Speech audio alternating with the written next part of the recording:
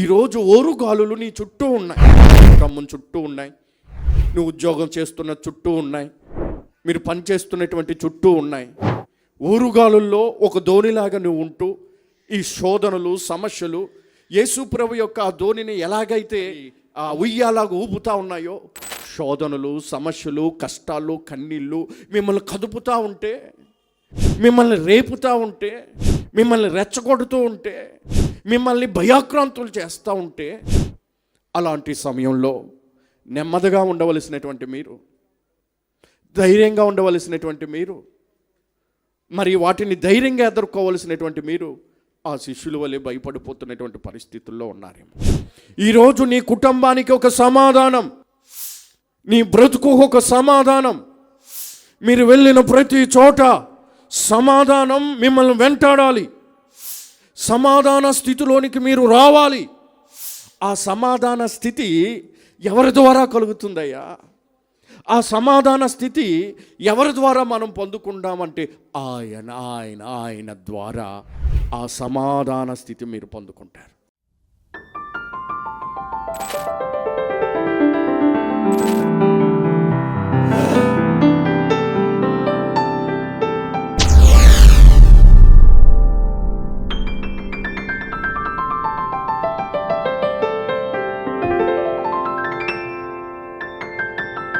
బట్టి దేవుడు నాకు ఇచ్చినటువంటి ధన్యతను బట్టి నేను ఎంతగానో ప్రభుని స్తుతిస్తున్నాను. ఆమేన్. దేవుడు మనలందరినీ కూడా తన యొక్క కృప ద్వారా జ్ఞాపకం చేసుకుని ఈరోజు ఈ విధంగా ప్రభు సన్నిధిలో ఆయనను స్తుతించటానికి, ఆయన కొరకు సాక్షిగా నిలవటానికి, ఆయన ప్రసన్నతను మనమంతా అనుభవించటానికి దేవుడిచ్చిన కృపను బట్టి నేను ఎంతగానో ప్రభుని స్తుతిస్తున్నాను. ఈ సమయంలో ఒక చక్కటి మాటను మీకు చెప్పాలని ఆశపడుతున్నాను. 38 సంవత్సరాల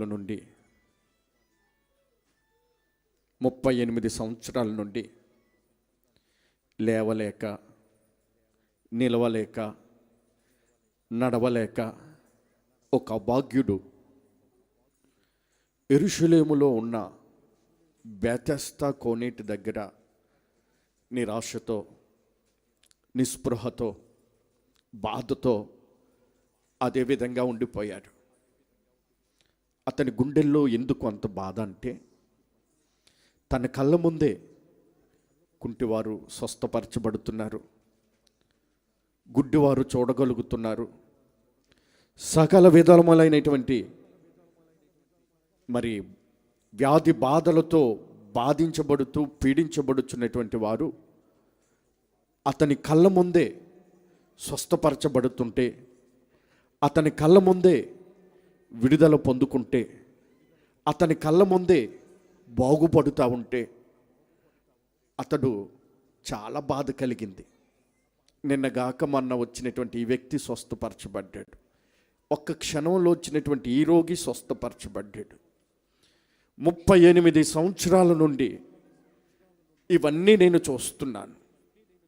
ఆ దేవదూత వచ్చినప్పుడు అక్కడ ఉన్నటువంటి కోనేటిని కదుపుతూ ఉన్నప్పుడు మొట్టమొదటిగా ఏ రోగైతే ఆ కోనేటిలో దిగుతాడో వెనువెంటనే స్వస్థత కలుగుతుందని మరి యోహాను సువార్త 5వ అధ్యాయంలో మనకు కనపడుతుంది. అక్కడ ఆ స్టోరీ రాయబడి ఉన్నది.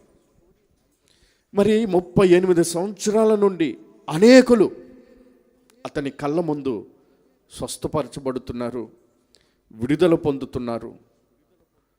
అనేక అద్భుతాలు అతని కళ్ళ ముందే జరుగుతూ ఉంటే ఇతను లేవలేని స్థితిలో, నడవలేని స్థితిలో, నిలవలేనిటువంటి స్థితిలో తనలో తాను కుమిలిపోతున్నాడు. ఇతడు ఆ కోనేటిలో దిగుదామన్నటువంటి ప్రయత్నం చేస్తుండగానే ఆ ప్రయత్నాలన్నీ కూడా విఫలమైపోయాడు. ఆ కోనేటి పక్కనే అతడు అలాగే కూర్చుని, ఆ కోనేటి పక్కన అలాగే పడుకుని స్వస్థత కొరకు ఎదురు చూస్తూ ఉన్నాడు. 1 సంవత్సరం కాదు అతనికి ఉన్నటువంటి వ్యాధి, 2 సంవత్సరాలు కాదు. ఎన్ని సంవత్సరాలు తెలుసా? 38 సంవత్సరాల నుండి అదే బాధను అనుభవిస్తున్నాడు. ఈ 38 సంవత్సరాల్లో అతడు మనసులో అనుకుంటాడు, ఇక నా బ్రతికింతే. వింటున్నారా? నా బ్రతికింతే, నా బాధ ఇంతే, నా స్థితి ఇంతే అని కలంట కన్నీళ్లు పెట్టుకుంటూ పుట్టుడు దుఃఖంతో కుమిలిపోతూ ఉండేవాడు. ప్రేమ అనేటువంటి దేవుని బిడ్డలారా, అలాంటి సందర్భంలో దేవుని యొక్క వాక్యంలో ఒక చక్కటి మాట రాయబడి ఉంది. ఒకసారి చదువుదాం. అది ఒక చక్కటి మాట. యోహాను సువార్త 5వ అధ్యాయము 6వ వాక్యం ఒకసారి చదవండి. యేసు చూచి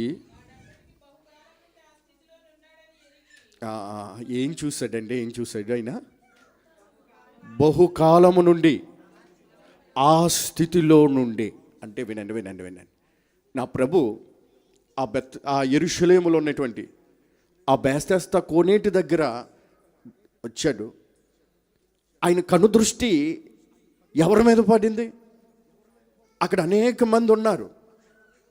అనేక మందిలో ఆయన కనుదృష్టి అనేక మంది మీద పడలేదు, కానీ అనేక సంవత్సరాల నుండి దుర్బలమైనటువంటి జీవితం, అనేక సంవత్సరాల నుండి విడుదల లేనటువంటి జీవితం, అనేక సంవత్సరాల నుండి లేవలేనటువంటి వాడిగా, నిలవలేనటువంటి వాడిగా ఉన్నటువంటి ఈ యొక్క వ్యక్తిని దేవుడు చూశాడు. Praise the Lord. ఈ వ్యక్తిని చూడటమే కాదు, ఈ వ్యక్తి యొక్క దేన అవస్థను దేవుడు చూశాడు. దేవునికి స్తోత్రం. ఈరోజు ఈ వాక్యాన్ని బట్టి మనం నేర్చుకోవలసినటువంటి విషయం ఏంటో తెలుసా? ఈరోజు ఈ వాక్యాన్ని బట్టి మనం నేర్చుకోవలసినటువంటి విషయం ఏంటో తెలుసా? ఆయనటండి మన స్థితిని చూసే దేవుడు. నీ స్థితిని పక్కవారు అర్థం చేసుకోకపోవచ్చు. మీరున్నటువంటి ఆ పరిస్థితులు మీ బంధువులు అర్థం చేసుకోకపోవచ్చు. మీకున్నటువంటి ఆ స్థితిగతులు ఇరుగు పొరుగు వారు అర్థం చేసుకోకపోవచ్చు. కానీ నేను ఆరాధిస్తున్నటువంటి దేవుడు ఆయన ఎలాంటి వాడంటే నీ స్థితిని చూసే దేవుడు. ఆమేన్. అతని యొక్క స్థితిని చూశాడు, అతని కన్నీళ్లు చూశాడు, అతని గుండెల్లో ఉన్నటువంటి బాధను కూడా చూశాడు. ఆమేన్. ఆయన పేరు ఏం పేరో తెలుసా? చూచుచున్న దేవుడు. నీ కన్నీళ్ళు ఆయన చూసే దేవుడు, నీ కష్టాన్ని ఆయన చూసే దేవుడు, మీ బాధను ఆయన చూసే దేవుడు, విడుదల లేని పరిస్థితులను ఆయన చూసే దేవుడు.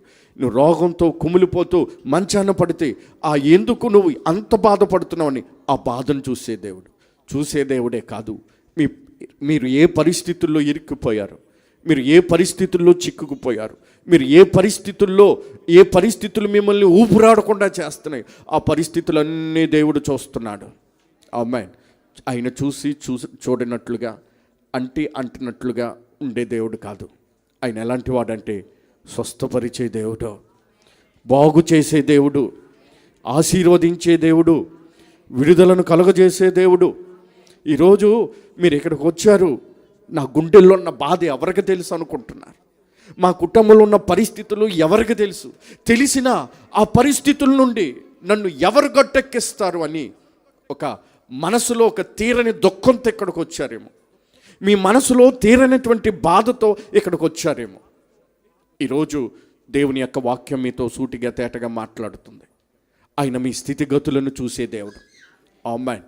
ఇక్కడ చెప్పబడినటువంటి ఈ వాక్యాన్ని మనం జాగ్రత్తగా చదివితే అతడండి యేసు వాడు పడి ఉండుట చూచి వాడప్పటికి బహుకాలము నుండి ఆ స్థితిలో ఉన్నాడు అని ఎరిగి దేవునికి స్తోత్రం అతని దగ్గరికి వచ్చాడంట. దేవునికి స్తోత్రం.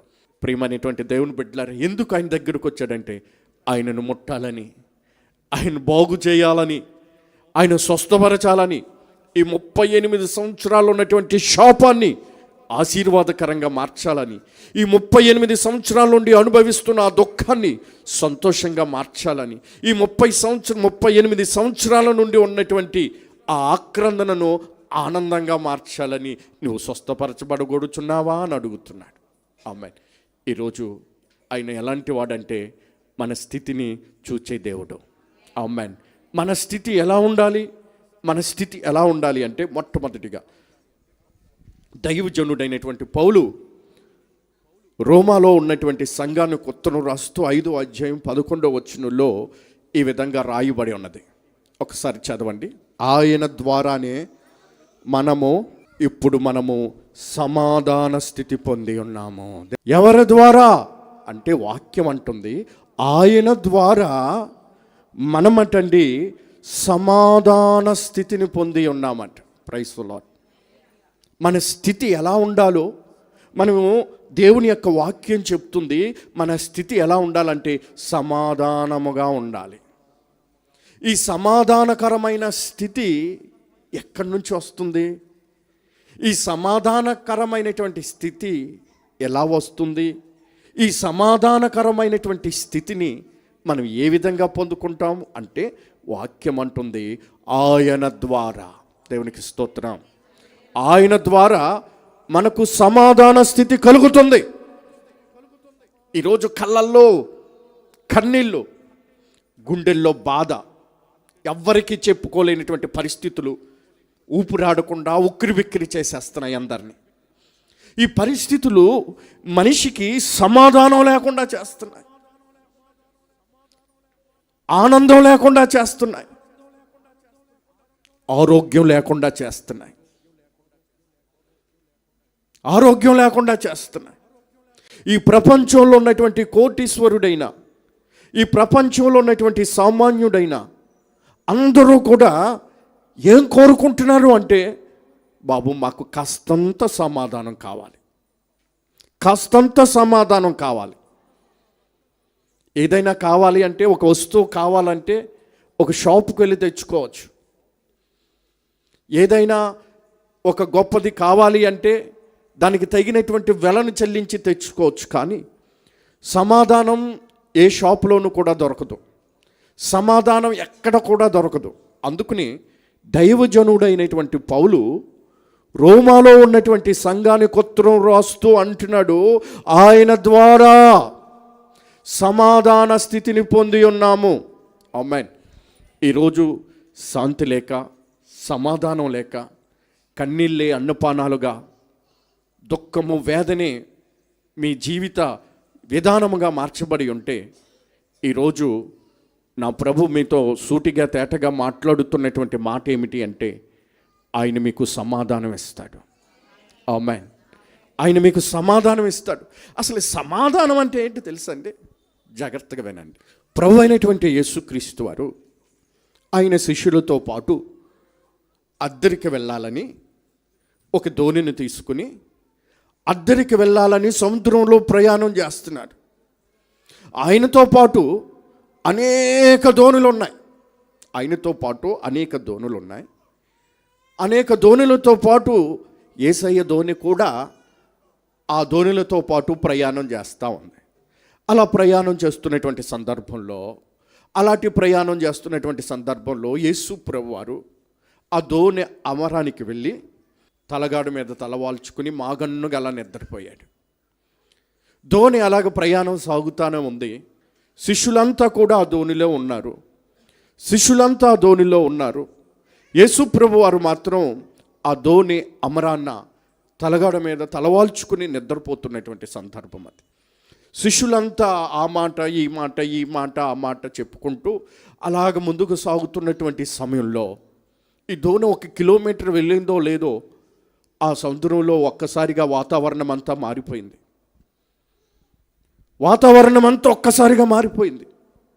ఆకాశంలో మెరుపులు, ఉరుములు, భయంకరమైనటువంటి గాలులు మరి సముద్రం మీద వీచుచూ ఉంటే యేసుప్రభు వారు ప్రయాణిస్తున్నటువంటి ఆ దోణి, యేసుప్రభు ప్రయాణిస్తున్నటువంటి దోణి ఈ భయంకరమైనటువంటి గాలులకు ఎలా ఉందో తెలుసండి? ఉయ్యాల ఊగుతూ ఉంది. ఏం చేస్తుందండి?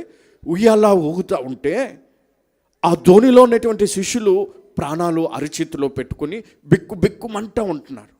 ఈ దోణి ఎక్కడ మునిగిపోతుందో, లేకపోతే ఈ దోణి మీద పిడుగు పడుతుందా, ఈ యొక్క గాలి తుఫానులో మనం చిక్కుకుపోయి సముద్ర గర్భంలో మనం కలిసిపోతామా? ఒక్కటే భయం, ఒక్కటే భయం, ఒక్కటే భయం. ఆ భయానకమైనటువంటి పరిస్థితుల్లో శిష్యులంతా కూడా తెగబడిపోతున్నారు. తెగబడిపోతుంటే ఇక పరిస్థితి ఎలా వచ్చింది అంటే భయానకమైనటువంటి స్థితిలోనికి వచ్చేసింది. అలాంటి సందర్భంలో ఆకాశంలో మెరుపులు ఉరుములు, సముద్రమంతా ఈదురుగాలులు. అలాంటి సందర్భంలో యేసుప్రభు వారటండి ఆ దోణి అమరమున తలగాడు మీద తలవాల్చుకుని నిద్రపోతున్నాడటండి. భయం లేకుండా, దిగులు లేకుండా, కలత లేకుండా. బయట పరిస్థితులన్నీ కలవరపరుస్తున్నాయి. బయట పరిస్థితులన్నీ ఎలా ఉన్నాయో తెలుసా? ప్రాణాలు మీదకు తెచ్చేలాగా ఉన్నాయి. అలాంటి పరిస్థితులు యేసుప్రభు హాయిగా నిద్రపోతున్నాడు. ఎలా అన్నాడండి? హాయిగా నిద్రపోతున్నాడు. ఇదండి సమాధానం అంటే. దేవునికి స్తోత్రం కలుగునుగా. హాయిగా నిద్రపోతున్నాడు. సమాధానం అంటే ఇది. ధైర్యం అంటే ఇది. ప్రియమైనటువంటి దేవుని బిడ్డలారా, ఈరోజు ఓరుగాలులు నీ చుట్టూ ఉన్నాయి. నీ కుటుంబం చుట్టూ ఉన్నాయి. నువ్వు ఉద్యోగం చేస్తున్న చుట్టూ ఉన్నాయి. మీరు పనిచేస్తున్నటువంటి చుట్టూ ఉన్నాయి. ఓరుగాలుల్లో ఒక దోణిలాగా నువ్వు ఉంటూ ఈ శోధనలు, సమస్యలు, యేసుప్రభు యొక్క ఆ దోణిని ఎలాగైతే మరి ఆ ఉయ్యాలాగా ఊపుతా ఉన్నాయో, శోధనలు, సమస్యలు, కష్టాలు, కన్నీళ్ళు మిమ్మల్ని కదుపుతూ ఉంటే, మిమ్మల్ని రేపుతూ ఉంటే, మిమ్మల్ని రెచ్చగొడుతూ ఉంటే, మిమ్మల్ని భయాక్రాంతులు చేస్తూ ఉంటే, అలాంటి సమయంలో నెమ్మదిగా ఉండవలసినటువంటి మీరు, ధైర్యంగా ఉండవలసినటువంటి మీరు, మరి వాటిని ధైర్యంగా ఎదుర్కోవలసినటువంటి మీరు ఆ శిష్యుల వలె భయపడిపోతున్నటువంటి పరిస్థితుల్లో ఉన్నారేమో. వీళ్ళు కూడా భయపడుతూ ఉన్నారు. అప్పుడు నా ప్రభువుని వారు లేపుతూ ఉంటే ఆయన గాలిని, సముద్రాన్ని ఏం చేశాడండి? గద్దించాడు. గద్దించగానే అక్కడ ఉన్నటువంటి వాతావరణం అంతా కూడా ఎలాగైపోయిందండి? నెమ్మదమైపోయింది, నిర్మలమైపోయింది. Praise the Lord. అంటే అక్కడ వాతావరణం అంత నిర్మలం అవటానికి కారణం, శిష్యుల గుండెల్లో ఉన్నటువంటి భయమంతా ధైర్యంగా మారటానికి కారణం ఏమిటి అంటే ఆయన ద్వారా అక్కడ ఏం కలిగింది? నిర్మలము కలిగింది. ఆయన ద్వారా అక్కడ ఏం కలిగింది? సమాధానం కలిగింది. దేవునికి స్తోత్రం కలుగునుగాక. ఈరోజు నీ కుటుంబానికి ఒక సమాధానం, నీ బ్రతుకు ఒక సమాధానం. మీరు వెళ్ళిన ప్రతి చోట సమాధానం మిమ్మల్ని వెంటాడాలి. సమాధాన స్థితిలోనికి మీరు రావాలి. ఆ సమాధాన స్థితి ఎవరి ద్వారా కలుగుతుందయ్యా? ఆ సమాధాన స్థితి ఎవరి ద్వారా మనం పొందుకుంటామంటే ఆయన ద్వారా ఆ సమాధాన స్థితి మీరు పొందుకుంటారు. సమాధాన స్థితి పొందుకుంటాడు. ఆయన పేరేం పేరు అంటే సమాధానకర్త అండి. దేవునికి స్తోత్రం. హల్లెలూయ. నీకు నీ కుటుంబానికి సమాధానం, నీకు నీ భార్యకు సమాధానం, నీకు నీ పిల్లలకి సమాధానం, నీకు నీ స్నేహితులకు సమాధానం, నీ ఇంటి నిండా సమాధానం, నీ గుండె నిండా సమాధానం. మీరు ఎక్కడికి వెళ్ళినా, ఏ చోటకి వెళ్ళినా సమాధానం మిమ్మల్ని వెంటాడుతూ ఉంటుంది. దేవునికి స్తోత్రం కలుగునుగాక. ఈరోజు నా ప్రభు మీతో సూటిగా తేటగా మాట్లాడుతున్నటువంటి ఈ మాటను మీరు జ్ఞాపకం చేసుకోండి. ఈరోజు మనకు దేవుడు ఏం కలగజేస్తున్నాడంటే అసమాధానంతో ఎక్కడికి వచ్చావేమో, పుట్టుడు దుఃఖంతో ఎక్కడికి వచ్చారేమో, భయంకరమైనటువంటి పరిస్థితుల్లో మిమ్మల్ని ఉక్కుడు పెడితే తట్టుకోలేక ఎక్కడికి వచ్చారేమో, ఏం జరుగుతుందని ఎక్కడికి వచ్చారేమో, దిగులుతో ఎక్కడికి వచ్చారేమో, నిరుత్సాహమైనటువంటి పరిస్థితులు ఎక్కడికి వచ్చారేమో, చేయి దాటుతున్నటువంటి పరిస్థితులు చూసి ఏం చెయ్యాలో దిక్కుతోచినటువంటి పరిస్థితుల్లో ఎక్కడికి వచ్చారేమో. నా ప్రభు ఏమంటున్నాడంటే ఆయన మీ స్థితిని చూసి సమాధాన స్థితిని ఆయన కలగజేస్తాడు. ఆమేన్, ఆమేన్. దుఃఖంతో ఉన్నటువంటి నీ ముఖానికి నోటి నిండా నవ్వు ఉంచుతాడు. ఆమేన్. వేదనతో, వ్యాధితో బాధపడుతున్నటువంటి నీకు సంపూర్ణమైన ఆరోగ్యం దేవుడు మీకు ఇవ్వబోతున్నాడు. ఏమండి, ఒక స్త్రీ ఉందండి, ఆమెకి 7 సంవత్సరాల నుండి వైద్యుల చేత తిప్పలు పడుతుందట. తనకున్నటువంటి ఆ డబ్బంతా కూడా ఆ రోగానికే ఖర్చు పెట్టేసింది. ఉన్న డబ్బు కూడా ఆవిరైపోయింది. అధునాతనమైనటువంటి వైద్యులు కూడా ఈ రోగాన్ని మేము నయం చేయలేం బాబోయ్ అని చేతులు ఎత్తేశారు. ఆ రోగాన్ని బట్టి మరి ఆమె భర్త కూడా ఆమెకి దూరంగా ఉన్నాడు. ఇలాంటి పరిస్థితుల్లో ఆమెకు ఒక చల్లటి వార్త తెలిసింది, ఈ పట్టణానికి యేసుప్రభు వస్తున్నాడు. ఆమేన్. ఆయన రోగులను స్వస్థపరిచేవాడు. ఆయన ఎలాంటి వాడంటే చనిపోయిన వారిని లేవనెత్తేవాడు. ఆయన ఎలాంటి వాడంటే కుష్టు రోగులను శుద్ధి చేసేవాడు. ఆయన సెలవుగానే గాలి ఆగుతుంది, తుఫాను ఆగుతుంది, చనిపోయిన వారు లేస్తారు అన్నటువంటి సంగతి ఆమె విని మెల్లగా దేవుని దగ్గరికి వెళ్ళింది. దేవునికి స్తోత్రం. ఆయన వస్త్రపు చెంగు ముట్టుకుంది, అంతే బాగుపడింది. భయపడిపోతుంది. ఏంటంటే అప్పుడు యేసుప్రభు ఏమన్నాడంటే, సమాధానం గలదానవై ఇంటికి వెళ్ళమ్మా. అమ్మాయి మరి ఇంతవరకు ఈమె సమాధానం ఏమైంది? ఈ రోగం ఈ సమాధానాన్ని ఎత్తుకెళ్ళిపోయింది. ఈ రోగం ఆనందించకుండా ఈమెకున్నటువంటి ఆవిరి ఆ రోగమంతా కూడా ఏం చేస్తుంది? ఆనందించకుండా చేసేసింది. ఎప్పుడైతే యేసుప్రభు దగ్గరికి వచ్చిందో ఆమెకి ఏం కలిగిందో తెలుసా? సమాధానం కలిగింది. ఈరోజు మందు ఇవ్వలేనటువంటి సమాధానం, లోకం ఇవ్వలేనటువంటి సమాధానం, వ్యక్తులు ఇవ్వలేనటువంటి సమాధానం నేను ప్రకటిస్తున్న ఆరాధిస్తున్నటువంటి నా ప్రభు అయినటువంటి యేసుక్రీస్తు వారు ఇస్తాడు. ఆమేన్. మీరేం చేయాలంటే ఆయన యొద్దకు రావాలి. ఆయన యొద్దకు వస్తే చాలండి. మీ గుండెల్లో సమాధానం, మీ బ్రతుకుల్లో సమాధానం. చాలామందికి ఇది తెలియదండి. మనసు పాడైపోయినప్పుడు, గుండె చెదిరిపోయినప్పుడు వాళ్ళు ఏం చేస్తారో తెలుసండి? ఫ్యాన్ ఎక్కడుందా అని చూస్తారు. ఏం చేస్తారు? ఊరేసుకుని చనిపోయిన వాళ్ళు ఉన్నారు. ఇలాంటి పరిస్థితుల్లో కొంతమంది ఏం చేస్తారు తెలుసా? రైలు పట్టాలు ఎక్కడున్నాయి అని ట్రైన్ కింద తలపెట్టినటువంటి వాళ్ళు కూడా ఉన్నారు. ఏదో రకంగా తను చాలించాలనే ప్రయత్నం చేస్తారు. కానీ ఆ సమస్యల వలయంలో నుండి తప్పించేవాడు, ఆ సమస్యల వలయంలో నుండి విడిపించేవాడు ఒకడున్నాడు. ఆయనే యేసయ్య అని ఆ యేసయ్య దగ్గరికి వస్తే, ఆ యేసు ప్రభువారి దగ్గరికి వస్తే ఆ రక్తస్రావ స్త్రీరోగి స్వస్థపరిచినట్లుగా, సమాధానం పొందుకున్నట్లుగా ఈరోజు భయంకరమైనటువంటి పరిస్థితుల్లో ఉన్న వాళ్ళందరూ యేసయ్య దగ్గరకు వస్తే సమాధాన స్థితిని కలగజేస్తాడు. మనకేమున్నా లేకపోయినా మన స్థితి సమాధాన స్థితిగా దేవుడు మలిస్తే ఇక మనకి డబ్బుంటే ఏంటండి, లేకపోతే ఏంటండి, పలుకుబడి ఉంటే ఏంటండి, లేకపోతే ఏంటండి, పేదరికం ఉంటే ఏంటండి, లేకపోతే ఏంటండి, ఆ సమాధాన స్థితి మనం పొందుకుని కాస్తంత నెమ్మదిగా ఉన్నామనుకోండి, కాస్తంత ఆనందంగా ఉన్నామనుకోండి, మరి అంతకన్నా గొప్ప బాధ్యత ఏముందండి? ఆ బాధ్యతను ఈరోజు దేవుడు జ్ఞాపకం చేసుకుని ఈరోజు ప్రభు మనతో మాట్లాడుతున్నటువంటి మాట ఏమిటంటే, ఆయన మీకు సమాధానాన్ని కలగజేస్తాడు. పుట్టడు దుఃఖంతో ఉన్నటువంటి మీకు ఆయన సమాధానం కలగజేస్తాడు. ఆ బెతెస్దా కోనేటి దగ్గర 38 సంవత్సరాల నుండి దుర్బలమైనటువంటి జీవితం, శాపంతో నిండినటువంటి జీవితం, రోగంతో నిండినటువంటి జీవితం యేసుప్రభు వారు చూసి స్వస్థపరచబడగోరుచున్నావా అంటున్నాడు. ఆ స్థితిని చూసే దేవుడు మనకి ఎలాంటి స్థితిని కలగచేయాలని దేవుడు కోరుకుంటున్నాడు. యోబు గ్రంథం 42వ అధ్యాయము 10వ వాక్యం ఒకసారి చదువుదాం. యెహోవా అతని క్షేమస్థితిని మరలా అతనికి దయచేసెను. దేవునికి స్తోత్రం. ఆమేన్.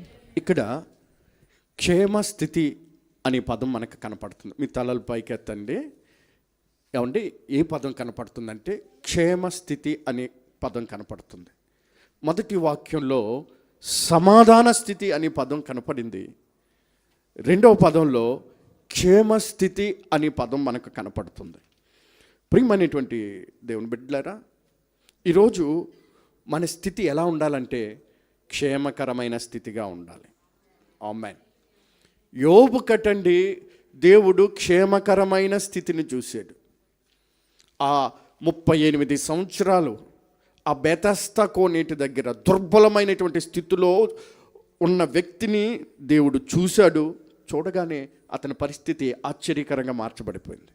మరి ఈరోజు యోబు స్థితిని దేవుడు చూశాడు. అంటే యోబు స్థితి కూడా దుర్బలమైన స్థితి.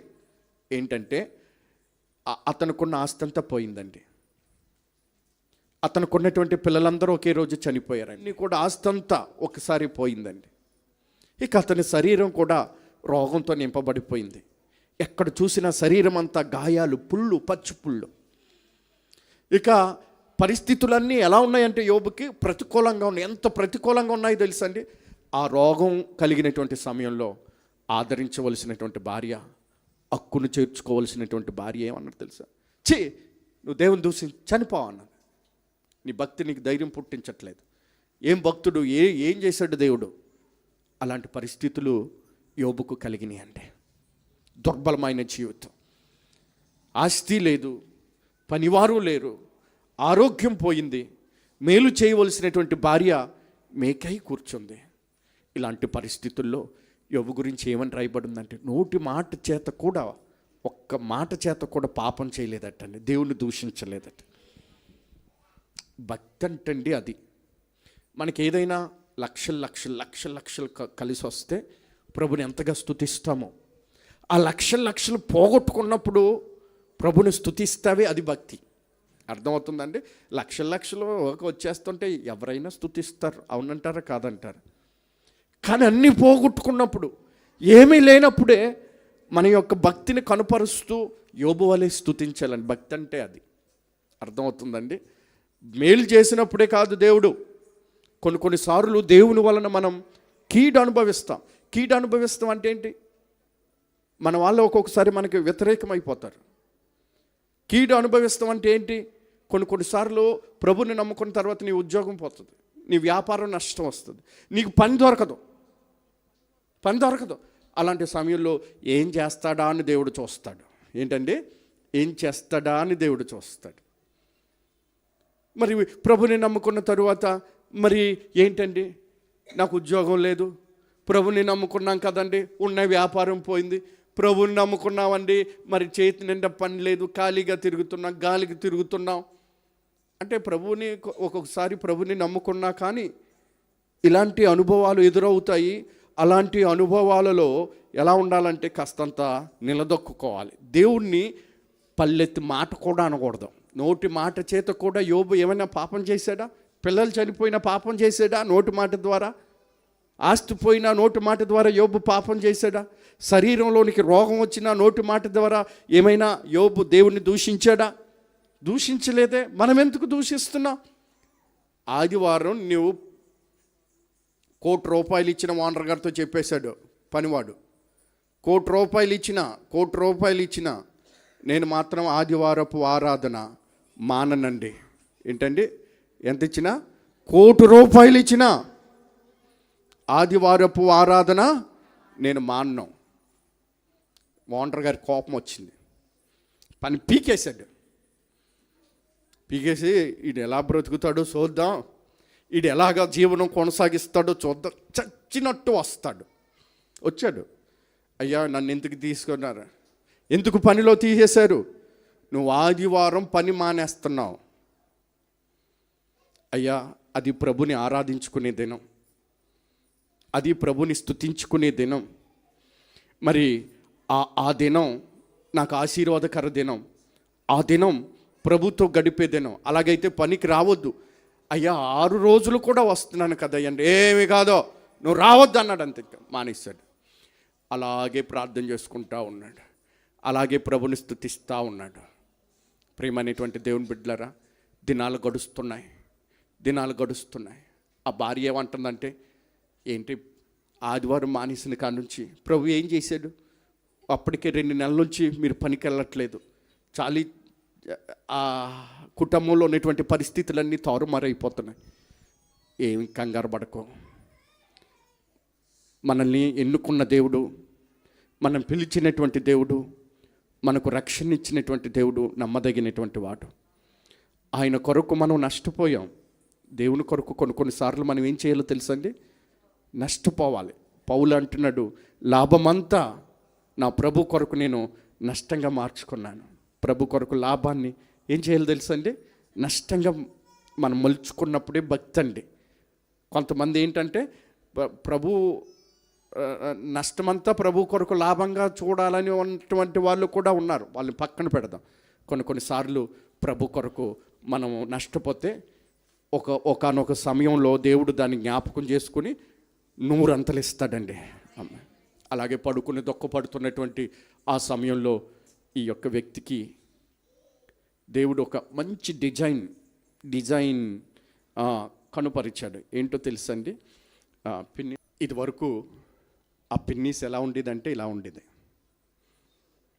ఉండేదండి. పిన్ని ఎలా ఉండేది, ఇలా ఉంటే చాలా ప్రమాదం కదా, ఇలాగుంటే చాలా ప్రమాదం కదా. అప్పుడు అతనికి ఒక ఆలోచన వచ్చింది. ఈ పిన్నికి క్యాప్ కనిపెట్టాడండి. మ్యాప్ కాదు, ఏంటండి, క్యాప్ కనిపెట్టాడు. అది ప్రపంచంలో ప్రసిద్ధికరించింది. దాని ద్వారా ప్రపంచంలో ఒక గొప్ప డిజైనర్ అయిపోయాడు. దేవుడు ప్రభు కొరకు ఒక ఉద్యోగాన్ని కోల్పోయాడు. కానీ ప్రభు అనేక వేల మందికి ఉద్యోగాన్ని ఇచ్చే ఉద్యోగాన్ని దేవుడు ఇతనికి ఇచ్చాడు.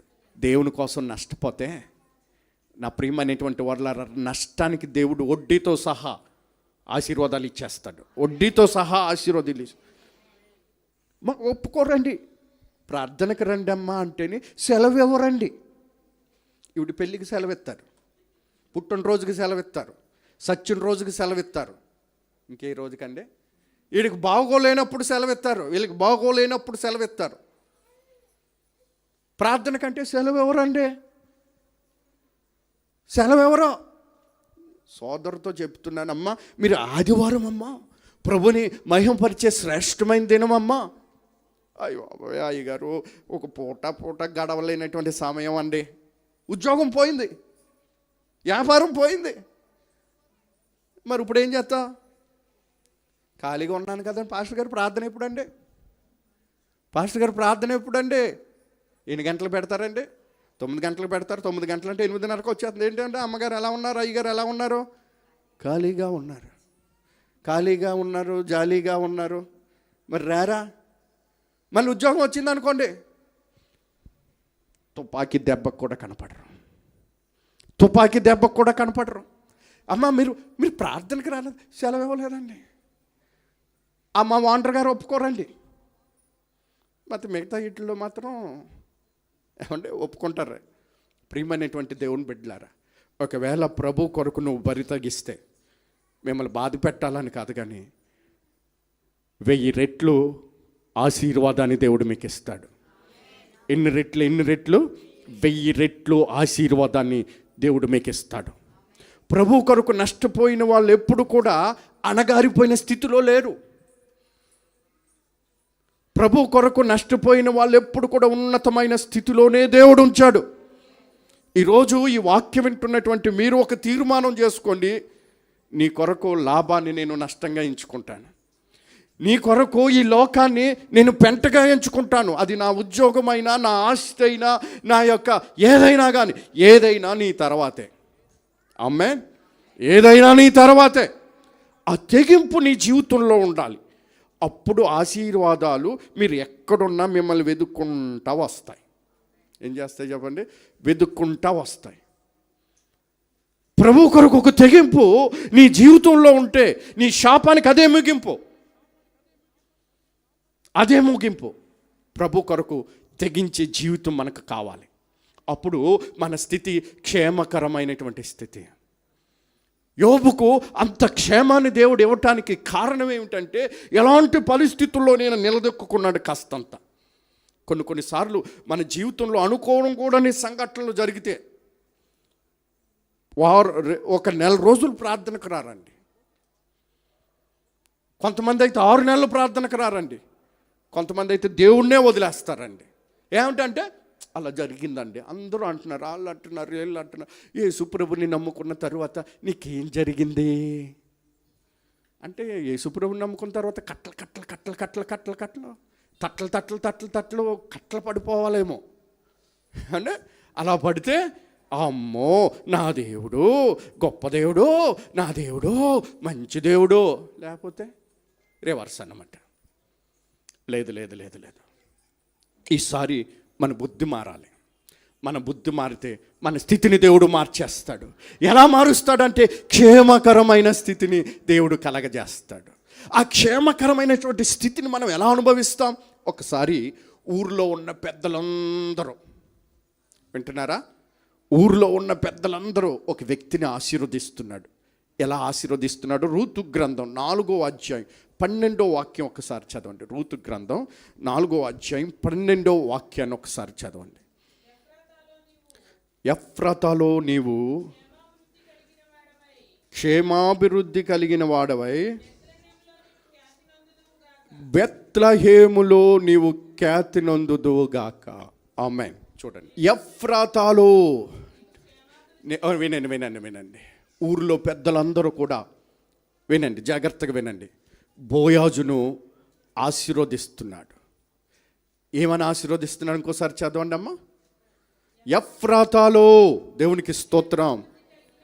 అంటే అది రొట్టెల ఇల్లు. బెత్లెహేముకు అది పురాతనమైనటువంటి పేరు. బెత్లెహేము అనగా అర్థం ఏంటో తెలుసండి? రొట్టెల ఇల్లు.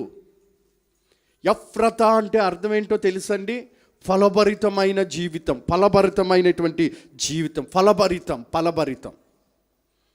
ఒక వ్యక్తి ఫలభరితమైన జీవితం ఎప్పుడు జీవిస్తాడు అంటే, నేను చెప్తున్నాను, ఒక వ్యక్తికి దేవుడు క్షేమాన్ని ఎప్పుడు కలగజేస్తాడు అంటే, ఆ బెత్లెహేం దేనికి గుర్తుగా ఉందంటే దేవుని మందిరానికి గుర్తుగా ఉంది. ఆమేన్. మీరు క్రమం తప్పకుండా దేవుని మందిరానికి రావాలి. దేవుని మందిరానికిలో మీరు ఉండి ఆ మందిరంలో ఉన్నటువంటి ఆశీర్వాదాలను, ఆ మందిరంలో ఉన్నటువంటి మహిమను, ఆ మందిరంలో ఉన్నటువంటి ప్రభావాన్ని, ఆ మందిరంలో ఉన్నటువంటి వాక్యాన్ని ఆస్వాదిస్తూ బలంపై బలం పొందుతూ, శక్తిపై శక్తి పొందుతూ అలాగ ప్రభువులో సాగితే మీ జీవితం ఎలా ఉంటుందో తెలుసండి? ఫలభరితమైన జీవితంగా మార్చబడుతుంది. మీ స్థితి ఎలా ఉంటుందంటే క్షేమకరమైన స్థితి వలె ఉంటుంది. క్షేమకరమైనటువంటి స్థితి. ఈరోజు మీకు క్షేమం ఎక్కడ దొరుకుతుందో తెలుసండి? దేవుని మందిరంలో దొరుకుతుంది. దేవుని మందిరం అనగానే మీరు ఒక గురు పెట్టాలి. ఇది ఒక ఖాళీగా ఉన్నప్పుడు మాత్రమే కాకుండా ప్రతికూల సమయంలో కూడా దేవుని మందిరానికి రావటానికి మీరు ప్రయత్నం చేయండి. దేవుని మందిరానికి వెళుదామని జనులు నాతో చెప్పినప్పుడు నాకు సంతోషం కలుగుతుందని దావీదు అంటున్నాడు. దేవుని మందిరానికి వెళ్తున్నాం అన్నటువంటి మాట దావీదు చెవులు పడితేనట్టంటే దావీదు హృదయం ఆనందంతో కేకలేసేదట్టండి. దావీదు హృదయం ఆనందంతో గొంతులేసేదట్టండి. అంటే దేవుని సన్నిధిలో ఉన్నటువంటి అనుభవాలు అలాంటివి. ఇక్కడ చాలామంది ఉన్నారు, రకరకాల మెంటాలిటీలతో ఇక్కడికి వస్తారు. కొంతమంది ఎలా వస్తారు తెలుసా? అమ్మో, ప్రార్థన అంటే టయానికి వెళ్ళిపోవాలని పెందల కాడే వచ్చేస్తారు. ఆదివారం అనగానే కొంతమంది ఏం చేస్తారో తెలుసండి? బాగా దేవుని మందిరం అంటే ఆసక్తి కలిగిన వారు ఏం చేస్తారో తెలుసా? శనివారమే మొత్తం అన్నీ కూడా చక్కబెట్టేసుకొని, సోదరు ఉందండి, ఆదివారం అనగానే శనివారం ఉల్లిపాయలు అన్నీ కట్ చేసేసుకుని ఒక ఫ్రిడ్జ్లో పెట్టేసుకుని ఆ ఉదయానికి కావాల్సిన టిఫిన్ అంతా కూడా రాత్రికి అరేంజ్ చేసుకుని ఉదయం సునాయాసంగా 8 అయ్యేటప్పటికి మొత్తం పనులన్నీ క్లియర్ అయిపోతాయండి. పనులన్నీ క్లీన్ అయ్యి 9 అంటే 9, 10 అంటే 10, 12 అంటే 12 వచ్చేస్తుంది. అంటే వీళ్ళకి ఏముంది చెప్పండి? ఆసక్తి ఉంది. కొంతమంది 15 కిలోమీటర్లు దూరం నుండి ఇక్కడికి వస్తున్నారు, కరెక్ట్గా 9 గంటలకు వచ్చేస్తున్నారు. ఒకవేళ ఆటో దొరకకపోతే 10 గంటలకు ఖచ్చితంగా ఇక్కడ ఉంటున్నారు. వీళ్ళకి ఏముంది? మరి ఎక్కడున్న వాళ్ళ పరిస్థితి? అయ్యో ప్రభు మందిరానికి దగ్గరగా ఉంది కదా, నేను వెళ్ళి పాట పాడాలి, నేను వెళ్ళి ప్రార్థన చేయాలని త్వరపడితే ఎంత బాగుంటుంది. కొంతమంది ఎలాంటి వాళ్ళు వస్తారు తెలుసా? పాటలు ఎన్ని గంటలకు అవుతాయి? 10 గంటలకి 11 గంటలకి పాటలు అయిపోతాయి. ఓకే, బయలుదేరుదాం. పిల్లలు చిన్నప్పుడు కూడా అలాగే తాడి చెట్టులాగా ఎదిగినా అలాగే, అమ్మ ఎందుకు లేటుగా వచ్చావు? పిల్లలండి ఒక్కదాన్ని చేసుకోలేకపోతున్నాను. మీకు ఏం తెలుసు పాస్టర్ గారు అన్నట్లుగా ఒక్కదాన్ని చేసుకోలేకపోతున్నాను. మరి పిల్లలు తాడు చెట్టులాగా, బొబ్బా చెట్టులాగా ఎదిగిన వాళ్ళు ఉన్నారు, తాడు చెట్టులాగా ఎదిగిన వాళ్ళు ఉన్నారు. ఇప్పుడేమైంది? పని చేసుకోలేకపోతున్నాను బాబా. ఏంటంటే పాస్టర్ గారు ఇప్పుడేంటంటే పని చేసుకోలేము. అప్పుడేమో పిల్లలు ఉన్నారు, ఇప్పుడేమో ఏంటండి బాబు పని చేసుకోలేకపోతున్నానండి. ఏ వంక లేనోడటండి. అయ్యి బాబోయ్, మీకు ఎలా తెలుస్తున్నాయండి? అసలు తప్పు ఒప్పుకోరండి, తప్పు ఒప్పుకోరు. అదమ్మా నువ్వు అది చేసావు అంటే కాదు ఆ భార్య అన్న, అమ్మ అవ్వ నువ్వు అలా చేసా కాదు పోమన్నదండి. ఒప్పుకోరు, పాస్టర్ గారు తప్పు అయిపోయిందంటే నోట్లో ముత్యాలు రాలిపోతాయా? నోట్లో ముత్యాలు ఊడిపోతాయి. దాన్ని కవర్ చేసుకోవటానికి కితకితలు పెట్టి మెలుకులు పెట్టి దేవుడు బాధపడతాడండి. తప్పు అని నాకు తెలిస్తే వెంటనే నేను క్షమాపణ అడిగేస్తాను. తమ్ముడు మురళిని అడగండి, నేను క్షమాపణ అడుగుతాను. నేను పెద్ద పాస్టర్, నేను తప్పు అని నాకు తెలిసిన వెంటనే నేను క్షమాపణ నోట్లో ముత్యాలు ఏమైపోతాయండి? ఎవరికి క్షమాపణ అడిగితే వాళ్ళే బాగుపడతారు. నేను ఈడికి చెప్పేది ఏంటి, చిన్నోడు ఈడికి చెప్పేది ఏంటి, ఆ స్వభావం నాకు ఉండదు. దేవునికి స్తోత్రం. తప్పు అని తెలిసిన వెంటనే నన్ను క్షమించండి. ఏమండి, దావీదు ఎక్కువ పాపం చేశాడా, సౌలు ఎక్కువ పాపం చేశాడా చెప్పండి? దావీదు ఎక్కువ పాపం చేశాడు. అవునంటారా కాదండి? సౌలు ఎక్కడ వ్యభిచారం చేసినట్లుగా మరి వాక్యంలో రాయబడలేదు. కానీ ఇద్దరిలో ఎవరు ఆశీర్వదించబడ్డారు? దావీదు ఎందుకు ఆశీర్వదించబడ్డాడో తెలుసా? తప్పు చేసింది నువ్వే అనగానే వెంటనే ఆ మనుషుని నేనేనయ్యా, క్షమాపణ అడిగాడు. ఆ సేవకుని దగ్గరికి వెళ్ళి నేనేనయ్యా ఆ మనుషుని, నేనేనే, నన్ను క్షమించి. ఆ తప్పు నువ్వే చేసావని సౌలు దగ్గరికి వెళ్తే ఆ మాట అనొద్దు. ఏంటండి? ఆ మాట అనొద్దు. దాన్ని కవర్ చేసుకోవటానికే అన్ని ప్రయత్నాలు చేశాడండి. అన్ని ప్రయత్నాలు ఎందుకండి? ఐఎమ్ సారీ అంటే అక్కడతో అది వదిలిపోతాయి. ప్రియమైనటువంటి దేవుని బిడ్డలారా, నేను ఎందుకు ఈ విషయాన్ని చెప్తున్నానంటే, మనం దేవుని మందిరంలో ఉండాలి, దేవుని మందిరంలో నాటపడాలి. దేవుని మందిరం అనేది ఆషామాషి కాదండి. ఇలాగ మందిరంలో ఉండి పాటలు పాడటానికి, ప్రార్థన చేయటానికి, వాక్యం వినటానికి కొంతమందికి అవకాశం లేదు. దేవుడు మిమ్మల్ని ప్రేమించి మంచి అవకాశాన్ని ఇచ్చాడు.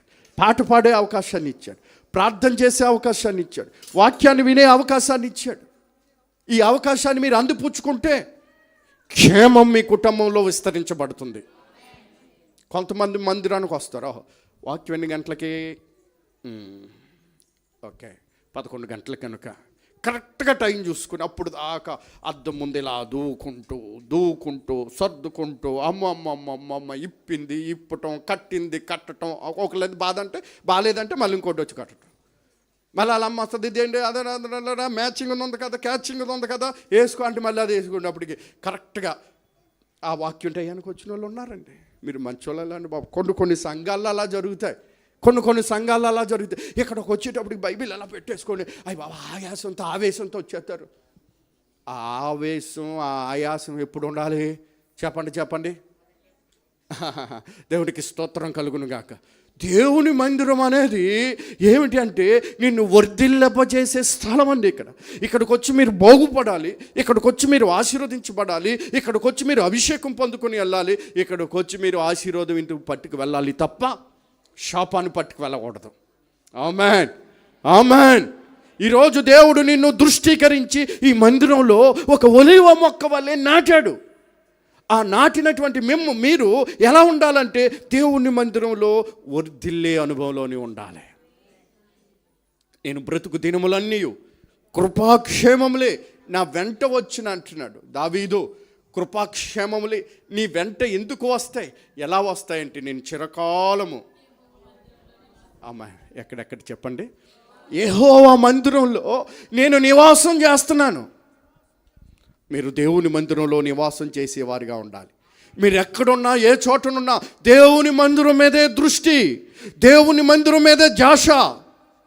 ఏదైనా కాస్తంత అవకాశం వచ్చినప్పుడు, వాళ్ళ ఇంట్లో ఏదైనా ఫంక్షన్ అయినప్పుడు అంటే ఒక వారం రోజులు 2 వారాలు మానకుండా వచ్చి అడావుడు చేసి మళ్ళీ ఆ ఫంక్షన్ అయిపోయిన తర్వాత బోతద్దం పెట్టి నెతికినా, టెలిస్కోప్ పెట్టి వెతికినా కనపడరా?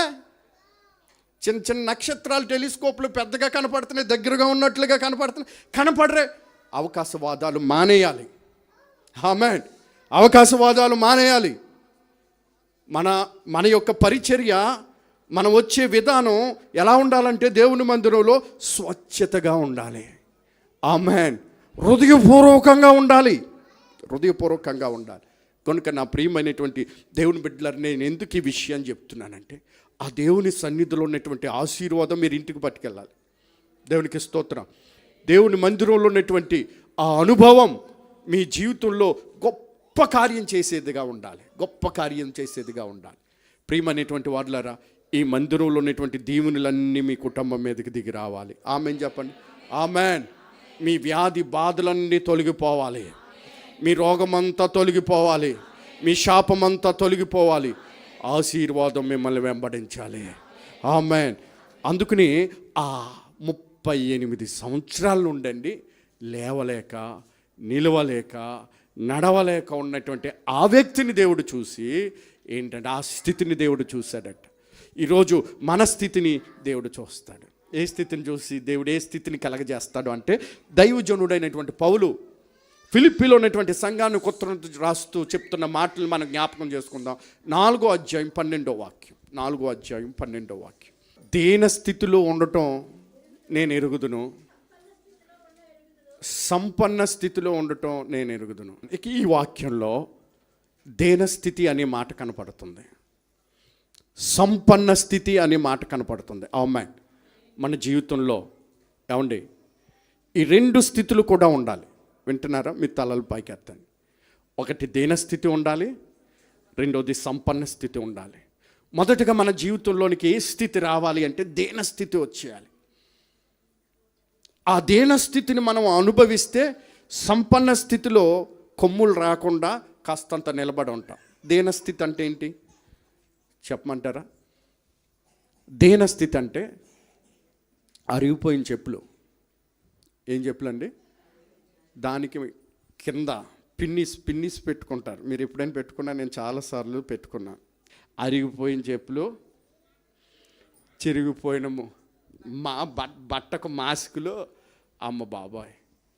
ఇంకా ఉన్న ఇల్లు చూస్తూ ఉంటే ఎలా ఉంటుందంటే, ఇక వర్షం వచ్చిందంటే మా అమ్మగారు ఏం చేసేవారు తెలుసా అండి? వర్షం వస్తే ఓ మూల కూర్చుని పల్లాలు పెట్టేవారండి. పైనుంచి ఆ సూరులో నుంచి ఏం చేసేదండి, నీళ్ళు టప్పా టప్పా టప్పా పడతా ఉంటే ఆ సౌండ్కి అమ్మ ఏంటంటూ, రే బాబు ఈ వర్షం ఆగిపోయిన తర్వాత ఇవి కూడా ఆగిపోతాయిరా.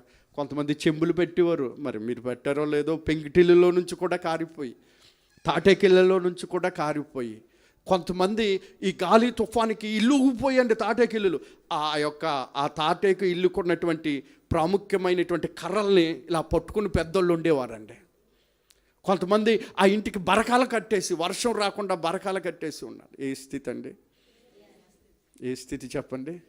దీనస్థితి. కొంతమంది ఏం చేస్తారు తెలుసా? ఆ కాస్తంత అన్నాన్ని పిల్లలకి ఒక్కొక్క ముద్ద పెట్టి తల్లిదండ్రులు అరముద్ద తిన్నటువంటి పరిస్థితులు కూడా ఉన్నాయండి. ఇదే స్థితి. రే అమ్మ డాడీ అంటారు, రే ఈరోజు గంజారా, మీకు 2 రోజులు ఆగంటరా, దేవుడు మనకు బిర్యానీ ఇస్తాడరా. ఇదే స్థితి, దీనస్థితి. సాయంత్రం అయిందంటే అమ్మ కలవరాయితో ఇలాగ నూరేది ఏంటి? పచ్చడి, ఉల్లిపాయ పచ్చడో కొబ్బరికాయ పచ్చడి. అదే 3 రోజులు. ఏ స్థితిదే? దీనస్థితి. ఈ స్థితిలో అందరూ కూడా రావాలి. అప్పుడు బైబిల్ ఏమంటుందంటే, దీనస్థితిలో ఉన్నప్పుడు ఆయన మనలను చెప్పండి జ్ఞాపకం చేసుకునేను. ఏంటండి? దీనస్థితిలో ఉన్నప్పుడు ఆయన మనల్ని జ్ఞాపకం చేసుకుంటాడట. Praise the lord.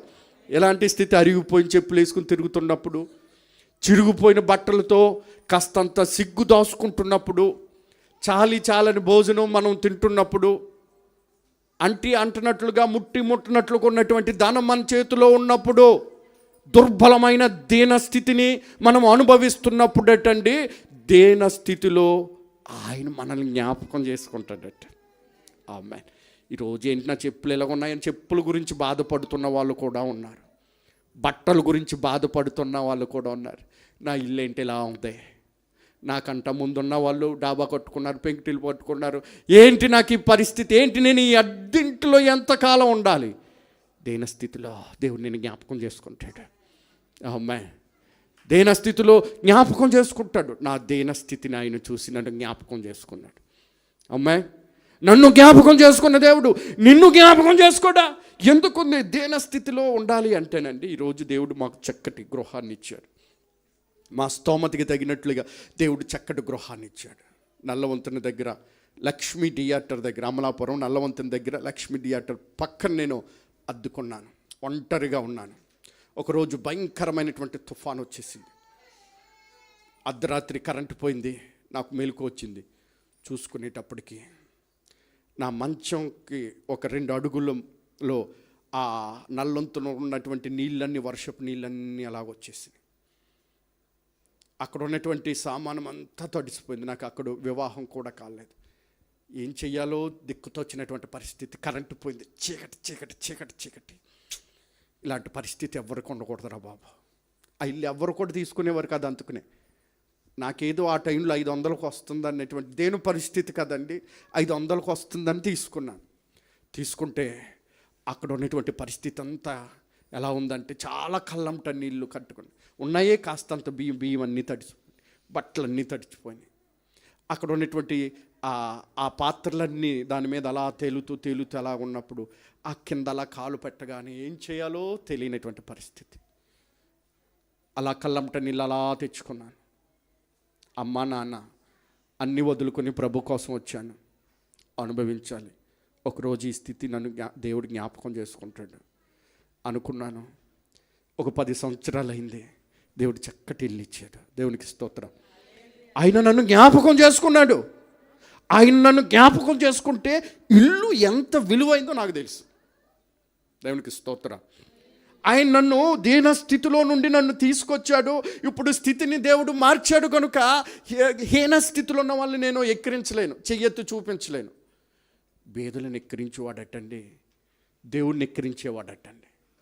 ఈరోజు మనకుంటే ఉండునుగాక, లేని వాళ్ళు చూసి హీ అని పొల్లు ఎక్కిరించామంటే ఉన్నది కూడా దేవుడు తీసేస్తాడు. బేదలను మనం గౌరవించాలి. కష్టంలో ఉన్న వాళ్ళని గుండెలు అద్దుకోవాలి. ఇలాగా ఈ మాటలు ఎక్కడి నుంచి వస్తాయి? దేన స్థితిలో నుండి మనం వస్తే. దేవునికి స్తోత్రం. మీద పెంకిటిల్లా మా ఇల్లు చూడు, మీద తాటేకెళ్ళా మా ఇల్లు చూడు, అలాగ అనలేరండి దేన స్థితిలో ఉన్నవాళ్ళు. ప్రియమనేది ఇలాంటి మాటలు రాకుండా ఆ కడు దేన స్థితిలో ఉన్న వారిని గుండెలకు అద్దుకోవాలి అంటే దేవుడు ముందు మనల్ని ఎక్కడికి నడిపిస్తాడంటే చెప్పండి, దేన స్థితిలో నుండి సంపన్న స్థితిలోనికి దేవుడు మనల్ని నడిపిస్తాడు. ఈరోజు నీ స్థితి దేనంగా ఉందేమో. ఏంటంటే దేన స్థితి అంటే అరిగిపోయిన చెప్పులు, చిరిగిపోయిన బట్టలు, తర్వాత అంత సౌకర్యాలు లేనటువంటి ఇల్లు ఈరోజు ఉన్నది. ఏంటి ఇలాగ అయిపోతున్నాను? కలవరపడదు, నీకు ఒక రోజు రాబోతుంది. నీ దేన స్థితిని ఆయన జ్ఞాపకం చేసుకుంటాడు. హల్లెలూయా. నువ్వు దేని కొరకైతే దుఃఖపడుతున్నావు, ఏది లేదని దుఃఖపడుతున్నావు, దానికి దేవుడు రెట్టింపు ఇవ్వబోతున్నాడు. ఆమేన్. రెట్టింపు దేవుడు ఇవ్వబోతున్నాడు. దేన స్థితిలో ఉండటం దేవుడు చూస్తాడు. మీరు బాధపడొద్దు నా స్థితి ఏంటి ఇది అని. ఆ దేన స్థితిలో దేవుడు మిమ్మల్ని జ్ఞాపకం చేసుకుంటాడు. ఏదో ఒక రోజున జ్ఞాపకం చేసుకుంటాడు. ఈ రోజు కాకపోతే రేపు, రేపు కాకపోతే ఎల్లుండు, ఏదో ఒక రోజున మీరు చచ్చే లోపల, ఆయన వచ్చే లోపల మిమ్మల్ని దేవుడు జ్ఞాపకం చేసుకుంటాడు. జ్ఞాపకం చేసుకుంటే తాటేకిల్లు, పెంకిటిల్లు గొప్ప డాబా అయిపోతుంది. అమ్మాయి గొప్ప బిల్డింగ్ అయిపోతుంది. దేవునికి స్తోత్రం. నేను అనుభవించి చెవి చూసి చెప్తున్నటువంటి మాటలు ఇవి. ఏదో చెప్పాలని కాదు, కానీ అనుభవపూర్వకంగా చెబుతున్నటువంటి మాటలు ఇవి.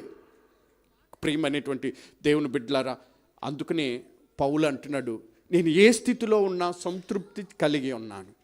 ఈరోజు దేన స్థితిలో ఉన్న వాళ్ళు ఉన్నారు, సంపన్న స్థితిలో ఉన్న వాళ్ళు ఉన్నారు. మీరు ఏ స్థితిలో ఉన్నా ఆ స్థితిలో మీరు ఎలా ఉండాలి చెప్పండి?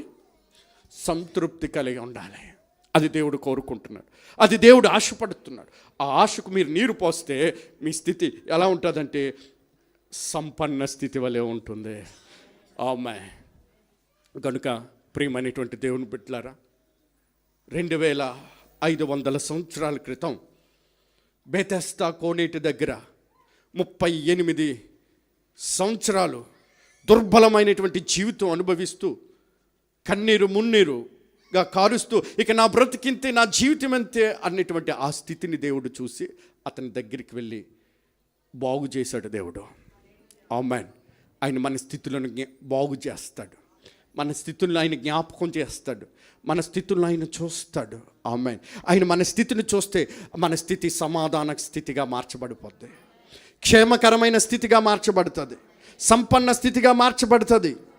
రక్షణ స్థితి అనే మాట కనపడుతుంది ఎక్కడంటే హెబ్రీయులకు రాసినటువంటి పత్రిక 6వ అధ్యాయం 9వ వాక్యం చదివితే అక్కడ ఒక చక్కటి మాట, ఆ మాటను చెప్పి నేను ముగించాలని ఆశపడుతున్నా. అయితే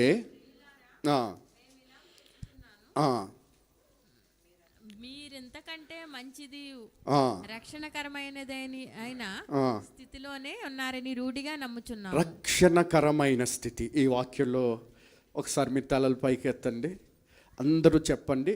ఏ స్థితిది? రక్షణకరమైన స్థితి. మనందరికీ కావాల్సింది ఏంటంటే రక్షణకరమైనటువంటి స్థితి. ఈ రక్షణకరమైన స్థితిలో ఉన్న వాళ్ళు ఎలా ఉంటారో తెలుసండి.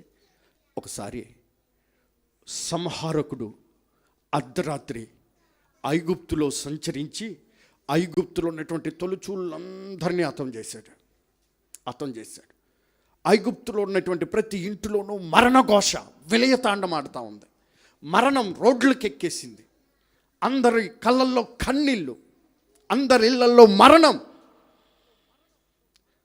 ఫరో చెరసాలలో ఉన్నటువంటి ఖైదీలు మొదలుకొని మరి ఐగుప్తిలో ఉన్నటువంటి తొలిచూళ్ళందరూ కూడా హతమైపోయారు. కానీ అదే ప్రాంతంలో ఉన్న ఇజ్రాయేలు ప్రజలు క్షేమంగా ఉన్నారు, సురక్షితంగా ఉన్నారు, సంతోషంగా ఉండగలిగారు అదే ప్రాంతంలో ఉన్న.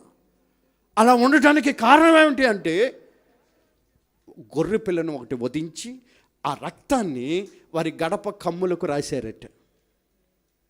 ఆ రక్తం ఏం చూపిస్తుందో తెలుసా? ఈ ఇంటికి రక్షణ వచ్చి ఉన్నది. మరణమా గెట్ అవుట్. ఏంటండి? మరణమా గెట్ అవుట్ అని మరణాన్ని గెంటేసింది. ఆ రక్తం మరణాన్ని గెంటేసింది. ఆ ఇంటి లోపల ఉన్న వారికి ఆ రక్తం ఏం కలగజేసింది? రక్షణను కలగజేసింది. ఏం కలగజేసింది? మీరు బాగా క్యాచ్ చేస్తున్నారు. ఏం కలగజేసింది? రక్షణను కలగజేసింది. ఈరోజు మరణం నుండి మనం గెంటివేయబడాలి అంటే, మరణంలో నుండి జీవంలోనికి మనం ప్రవేశించాలి అంటే యేసు రక్తపు గుర్తులు మన శరీరానికి ఉండాలి. ఏముండాలి చెప్పండి? యేసు రక్తపు గుర్తులు మన శరీరానికి ఉండాలి. ఆ యేసుక్రీస్తు యొక్క రక్తపు గుర్తులు మన శరీరానికి ఉంటే, రక్తపు గుర్తులు అంటే ఏంటో తెలుసా? ఆయన రక్తం మనల్ని రక్షిస్తుంది. ఆ రక్షణ గుర్తు మనకై ఉంటే మరణం ఏం చేస్తుందంటే మనపై దాడి చేయలేదు. ఆమేన్. మరణం మనపై దాడి చేయలేదు.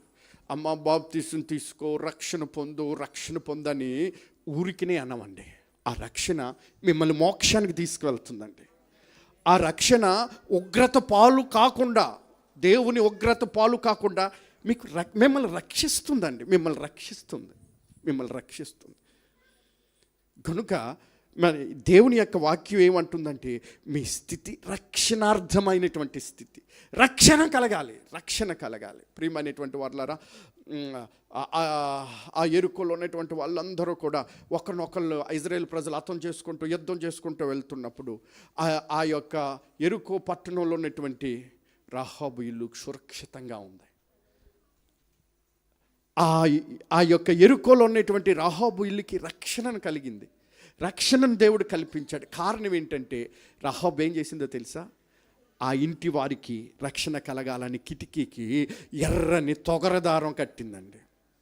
ఆ తొగరదారం కట్టినటువంటి ఆ ఇంటిని చూసి ఏ యొక్క యోధుడు ఆ ఇంటి మీద పడలేదు, కత్తి వేయలేదు. దేవునికి స్తోత్రం. ఎందుకంటే ఆ ఇంటికి ఏమొచ్చి ఉన్నది? రక్షణ వచ్చి ఉన్నది. ఆ ఇంటి స్థితి ఎలా ఉందంటే రక్షణార్థమై ఉన్నది. నా ప్రియమైనటువంటి దేవుని బిడ్డలారా, ఈ మధ్యాహ్న సమయంలో దేవుడు మనతో సూటిగా తేటగా మాట్లాడుతున్నటువంటి మాట ఏంటంటే, నీ ఇంటి గడపలకు గొర్రెపిల్ల రక్తం ఉందా? నీ ఇంటి కిటికీకి ఎర్రటి తొగరదారం అనే రక్షణ కవచం ఉందా? రహాబు వేసి అయినా కానీ తన ఇంటి వారి కొరకు ప్రాధేయపడింది రక్షణ కావాలని. మరి నీ ఇంటి వారి కొరకు ప్రాధేయపడుతున్నావా రక్షణ కావాలని?